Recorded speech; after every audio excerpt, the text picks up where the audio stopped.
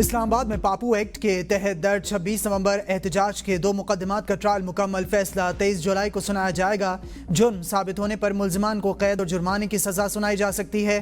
وفاقی حکومت کی جانب سے پاپو ایکٹ اسلام آباد میں بغیر اجازت احتجاج کی روک تھام کے لیے بنایا گیا تھا۔ پی ٹی آئی احتجاج پر دونوں مقدمات کی اسلام آباد کی مقامی عدالت میں سماعت۔ تھانہ رمنا کے دونوں مقدمات میں مجموعی طور پر 80 سے زائد ملزمان ہیں۔ 70 سے زائد ملزمان اشتہاری قرار دیے جا چکے ہیں۔ خیبر پختونخوا کے کوہستان میگا کرپشن سکینڈل میں مزید سنسنی خیز انکشافات، 24 گھنٹوں میں بڑی گرفتاریوں کا امکان، لگژری گاڑیوں اور جائیدادوں کی تفصیلات، تصاویر اور ویڈیوز منظر عام پر آ گئیں۔ ذرائع کا کہنا ہے کہ نیب نے 1 ارب روپے سے زائد رقم، غیر ملکی کرنسی اور 3 کلو گرام سے زائد سونا برآمد کیا۔ مختلف کمرشل بینکس میں موجود 73 بینک اکاؤنٹس بھی منجمد کر دیے گئے ہیں۔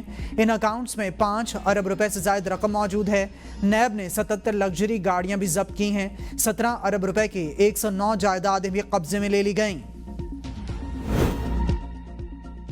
وفاقی وزیر اطلاعات اور نشریات عطا اللہ تارڑ نے کہا ہے کہ خیبر پختونخوا میں نااہلی کی انتہا ہے۔ صوبے میں کرپشن اور بد انتظامی عام ہے۔ دریائے سوات پر سیاحوں کی نہیں بچایا جا سکا، جبکہ میڈیا سے گفتگو میں وزیر اطلاعات نے کہا کہ پی ٹی آئی حکومت نے پی ٹی آئی اور پی آئی اے کو نقصان پہنچایا ہے۔ ایک وزیر کے غیر ذمہ دارانہ بیان کی وجہ سے قومی ایئر لائن پر پابندیاں لگیں۔ عالمی بینک کا اعلیٰ سطحی وفد 20 سے 26 جولائی تک پاکستان کا دورہ کرے گا۔ وفد کی توانائی حکام سے تعریفی ملاقاتیں اور جاری منصوبوں کا جائزہ ہوگا۔ عالمی بینک کا دوسرا وفد 21 سے 29 جولائی تک پاکستان آئے گا۔ ذرائع کے مطابق دوسرا وفد پاکستان میں بیسٹ پاک پروگرام کی تیاری مشن کے لیے ہوگا۔ مشن کی ترسیل میں بہتری کے لیے اسٹیٹ کام فیز 1 منصوبے کا جائزہ لے گا۔ پاکستان میں پہلی بار بڑے پیمانے پر اسٹیٹ کام ٹیکنالوجی کا نفاذ کیا جائے گا۔ تیاری مشن میں توانائی اور ماحولیاتی، ڈیجیٹل، مالیاتی اور سماجی ماہرین شامل ہوں گے۔ Pakistan Afghanistan Uzbekistan railway line سے خطے میں تجارت کے نئے دور کا آغاز۔ وسطی ایشیا سے تجارتی سامان کی پاکستانی بندرگاہوں کے ذریعے دنیا بھر میں آمد و رفت ہوگی۔ وزیر اعظم کا شپنگ کارپوریشن کے اصلاحات پر جائزہ اجلاس سے خطاب، کہا ٹرانزٹ ٹریڈ کے لیے ریلوے اور شپنگ کے شعبے کی بہتری کلیدی اہمیت رکھتی ہے۔ پاکستانی شپنگ لائنز کے لیے سامان کی ترسیل سے ملک کے لیے قیمتی زر مبادلہ کا یہ نادر موقع ہے۔ پاکستان کے فریٹ کی مد میں خرچ ہونے والے زر مبادلہ کی بچت کے لیے بحری بیڑے میں جہازوں کی تعداد میں اضافے اور نیشنل شپنگ کارپوریشن کو کارپوریٹ خطوط پر استوار کرنے کے لیے اقدامات کیے جائیں۔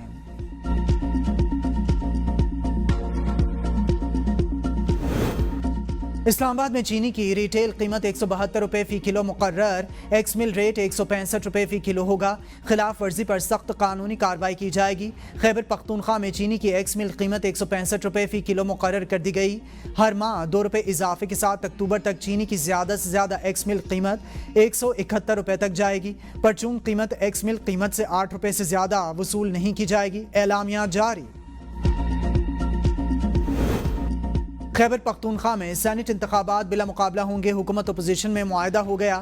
6 سیٹیں حکومت اور 5 اپوزیشن کو ملیں گی۔ وزیر اعلیٰ الیمین گنڈاپور اور اپوزیشن رہنماؤں کے درمیان ملاقات میں معاملات طے۔ فیصلے کا مقصد ہارس ٹریڈنگ کو روکنا تھا۔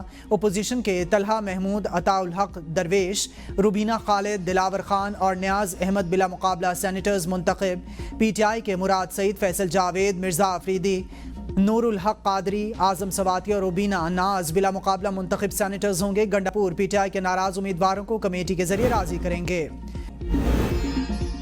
منڈی بہاؤدین کے علاقے ملکوال میں بارش کا پانی ریلوے کالونی کے کوارٹرز میں داخل ہو گیا۔ کئی دیواریں گر گئیں۔ پانی کی نکاسی نہ ہونے سے سینکڑوں ریلوے ملازمین پریشان۔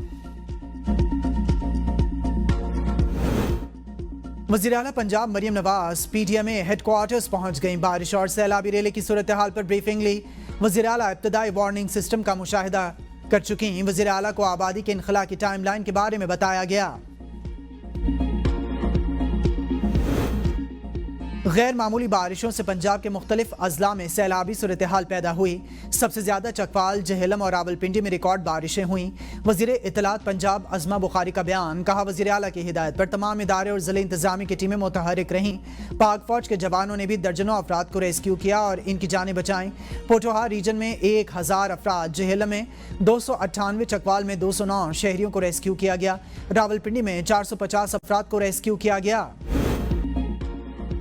پاک پتن میں ملازم کو گولی مارنے والے بشرا بی بی کے بیٹے موسیٰ مانیکا کو جیل بھیج دیا گیا۔ موسیٰ مانیکا اقدام قتل مقدمے میں گرفتار ہیں۔ ملزم کو اسپیشل مجسٹریٹ کی عدالت میں پیش کیا گیا۔